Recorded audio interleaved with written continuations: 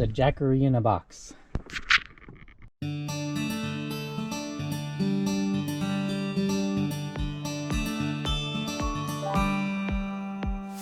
Hello, this is Ephraim Tours and I'm selling Zion. Let me give you a tour. This is where it all started. This land is across the river from Lebanon, New Hampshire that is. This land is 15 minutes from Dartmouth, 15 minutes from Sharon, Vermont, where Joseph Smith was born. And I bought this place with the idea of turning it into a place to help those in need. I bought this place back in 2020 when I was still bishop during COVID.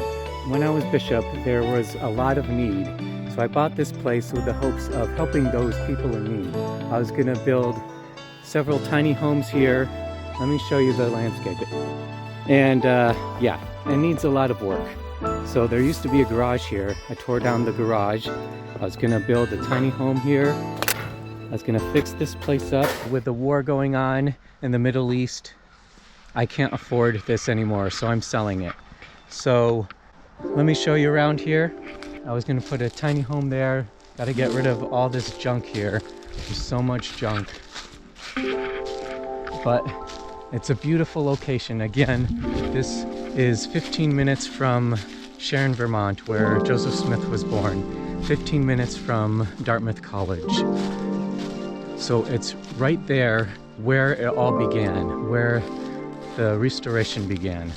I was going to put another tiny home right here, and maybe one up there.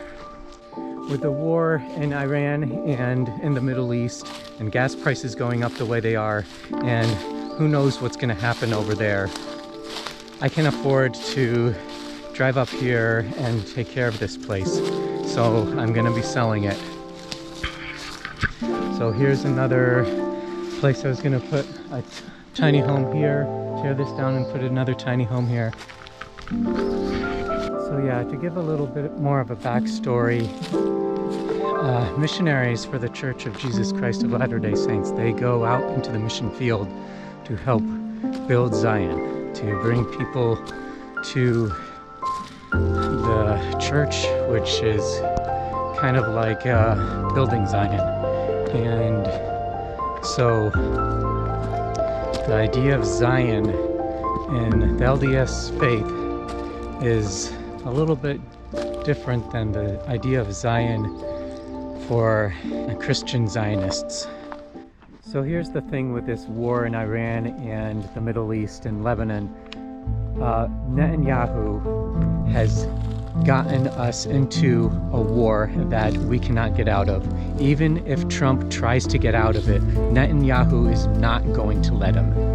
So we are in this war for a long time, whether we like it or not, which is a horrible thing. Netanyahu has gotten us into this war, and I don't want to be a part of it. And so my views have changed since the beginning of this year, really, since Trump was reelected. The Christian nationalist ideals and movement has been growing ever since. Really, it grew during the first presidency, and then it kind of stalled down, and that's why I'm giving up this property. The connection of Zion to Zionists in Israel, I don't want a part of it. So I'm selling this land. I'm selling Ephraim Hills.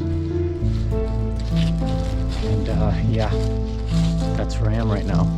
So I was born LDS and I was baptized at 8. I went on a mission, went to Florida and served, got married in the temple, and then I was called as bishop and so on and so forth. And that led me to where I was, trying to help people in need, and coming to the point of buying this property here close to where Joseph Smith was born and where Dartmouth College is, where the church began.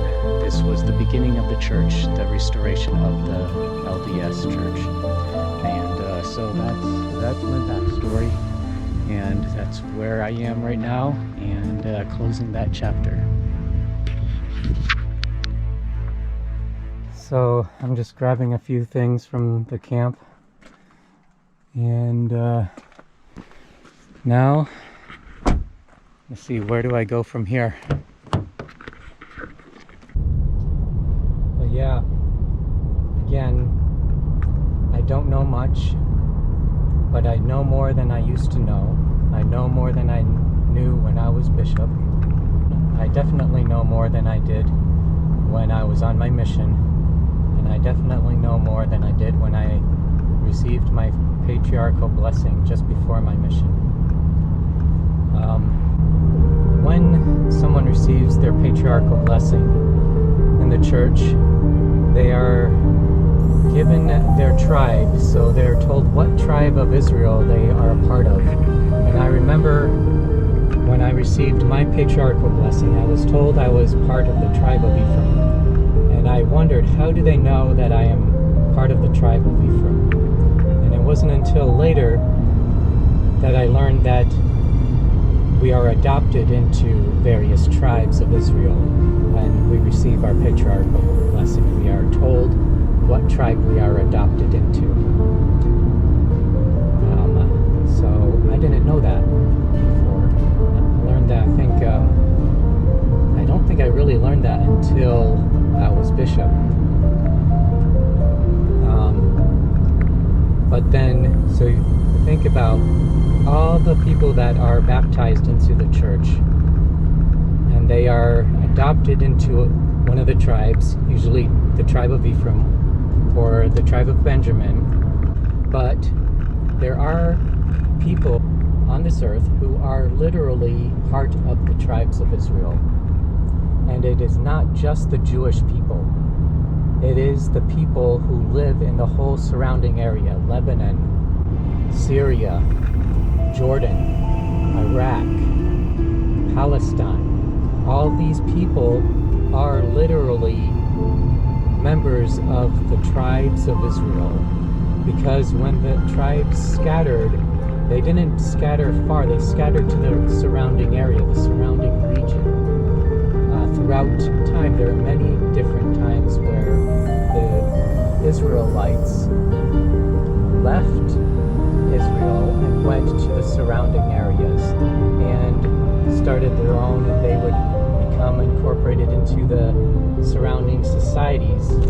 So literally, the people living in Jordan, the people living in Lebanon, who right now who are being bombed and massacred by the state of Israel, they are literally part of the tribes of Israel. So Israel is literally killing Israelites as they try to take over the area. And recently, like since October 7th, we've learned about Israel's new plan, which is Greater Israel, which is taking over that whole area all the way from the Mediterranean to the Euphrates River. That is the Greater Israel plan. They have it on their shoulders. The IDF soldiers have that map on their shoulders of the whole surrounding area. That is their plan. And think about that. If they actually tried to take over that whole area, they would be killing hundreds and hundreds of thousands of native Israelites. It's not good. So basically, what I've learned since being released as bishop is that that whole surrounding area of Israel, they are Israelites. A lot of them are Muslims, but they are Israelites. There's a lot of Christians too. Lebanon is 38% Christian, and they are the descendants of the very first Christians. They are literally the first Jewish Christians, the first followers of Jesus Christ in Lebanon and Palestine. And they are still Christian today. And I didn't know that. There's Nathan Smith's home, just passing Mount Ascutney right here. And this area, this whole area, this is where it began. This is where the Church of Jesus Christ of Latter-day Saints, this is where the story begins of the restoration. And in the LDS faith, when we are adopted into the tribes of Israel, and when we are sealed in the temple, that is really when we are adopted, when we are sealed into the temple. And we are sealed for time and all eternity to our families and throughout the generations. That is what the gathering of the tribes of Israel is. It's sealing families for generations. And I still believe that. I still believe in the spiritual gathering of Israel through temple sealings. So I still believe in the spiritual gathering of Israel. I just don't believe in the literal gathering of Israel like many LDS people of the LDS faith believe. I used to believe that was still part of it, but I didn't think that they should expand their territory. I thought they just should have that little piece of land that supposedly they got as the state of Israel, and that they should stop expanding into the West Bank. That's where I stood before October 7th, but still, even then, I saw what was happening to the West Bank. I could see them expanding there, and I learned a little bit about the history of the formation of the state of Israel, and I justified it in my mind that was in the past. And I believed at the time, just like most people believe, that they're Arabs that came in from Saudi Arabia, and I believe that they were separate from the Israelites. The whole persecution of the Jews in the Holocaust, and they needed a place to stay. So in those ways, just like many people, I justified what happened with the Nakba and giving them that land. And I'm like, I believe that, well, they've got that land, and there's the whole study of like Revelations and what's going to happen there. And that before recently, it was just like, okay, there's this hypothetical future that may come with stuff happening in Israel and Palestine and all of that, and it's just like this whole like studying. It's, you talk about it on Sunday, and it was just like this hypothetical thing. But now here we are. We're at this point where there's this war in the Middle East, and with the knowledge that I have now of the situation of the lost tribes of Israel, the people there are literally already, they are Israelites. It changes things. So again, we in the Latter-day Saints, we believe that everyone will become part of the tribes of Israel, whether they are literally part of the tribes of Israel or they are adopted into the tribes of Israel. We believe that they were scattered after the destruction of the temple in 70 AD, and then in 130 AD, which was the second Jewish revolt. So they were scattered in 70 AD, but there were still Jewish people in Israel/Palestine after 135 AD, after many Jews were scattered in 135 AD. Here's the thing. Each one of these scatterings, it's not all the Jewish people that were scattered. It's a handful, it's a portion of the Jewish people that were scattered. Many stayed throughout every single one of these scatterings. And each one of these scatterings of the tribes of Israel means that portions of the population are literally part of the tribes of Israel to a percentage. The Jewish people who were persecuted during World War II from Europe, Poland area, and Ukraine area, and the Netherlands, and all the Jewish people in Europe who were persecuted, they are Jewish, but they have a percentage of the tribes of Israel. They are not 100% Israelites. They are like 50% DNA Israelite, because they mixed with the Europeans for thousands of 1,800 years or however long, they mixed with the Europeans. So their DNA, they literally have 25 to 50% Israeli DNA, whereas the people who live in Palestine and Lebanon, they may not practice Judaism, but they have a higher percentage of Israelite DNA than the Jewish settlers who are the descendants of the Jews who were persecuted in the Holocaust. And it mixes with all of humanity. These the tribes of Israel mixes with, well, most of humanity if you look throughout the world. Not so much in Asia, I don't think, but I could be wrong there. This forcing up, building a state of Israel and expanding throughout that area, it causes war, and we need to stop it.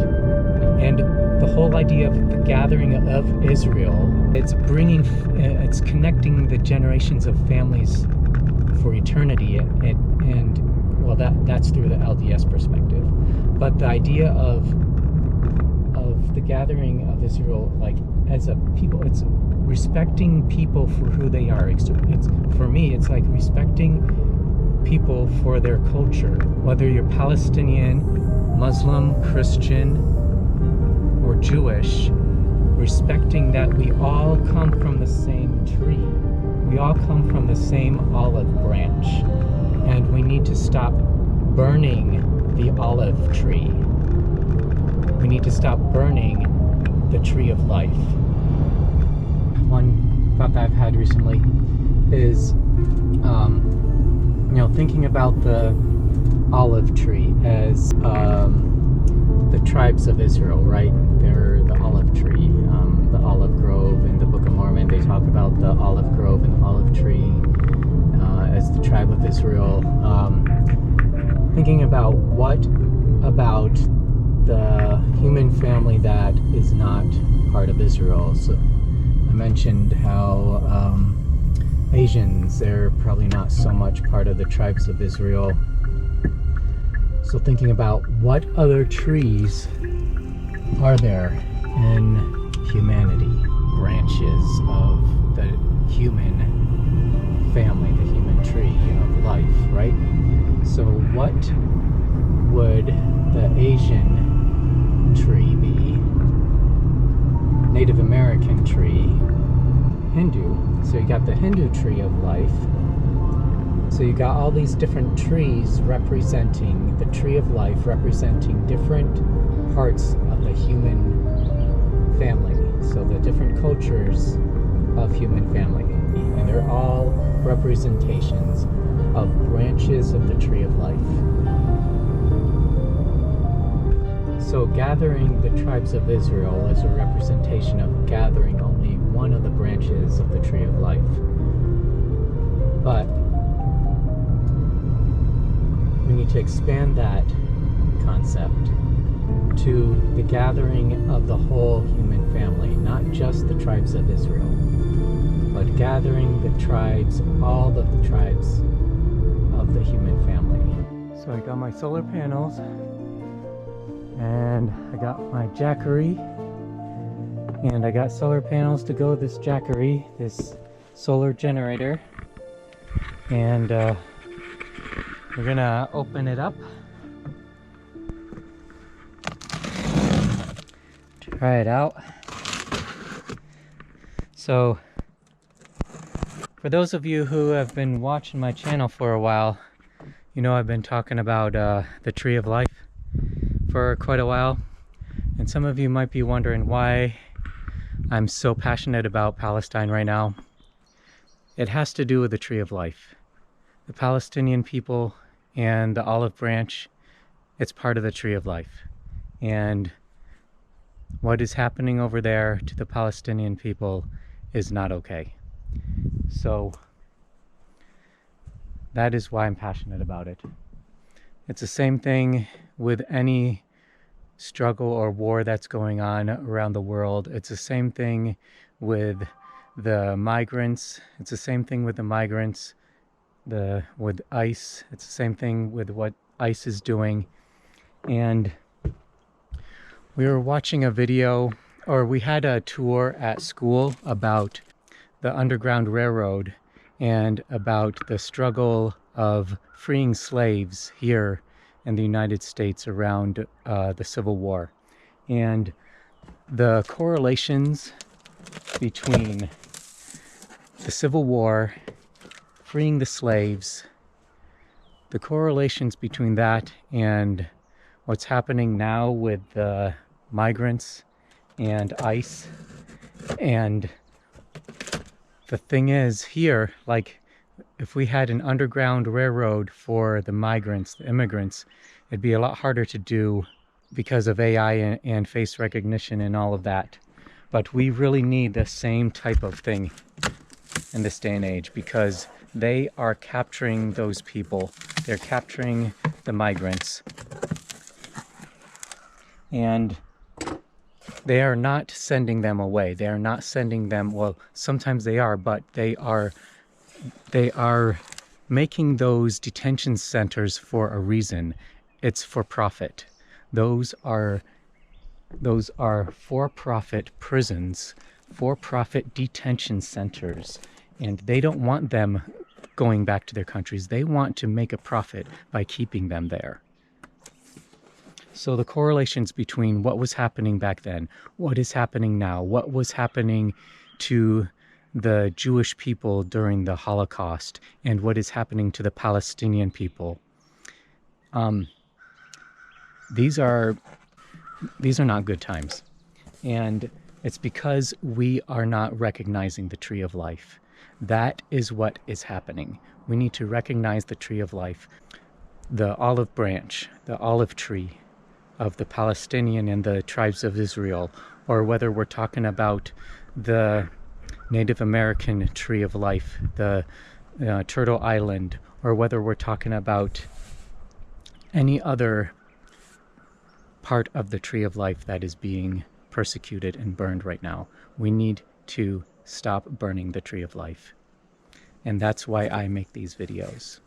And I know it can be a lot, but the message needs to get out there, and it's not getting out there. It's not being heard. I'm not hearing people respond to it.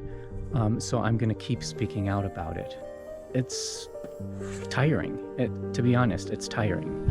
So I'm giving up where I can, and I'm making cuts where I can.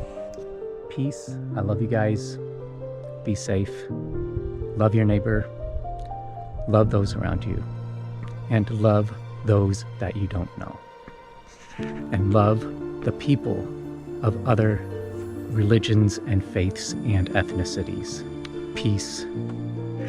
Peace out.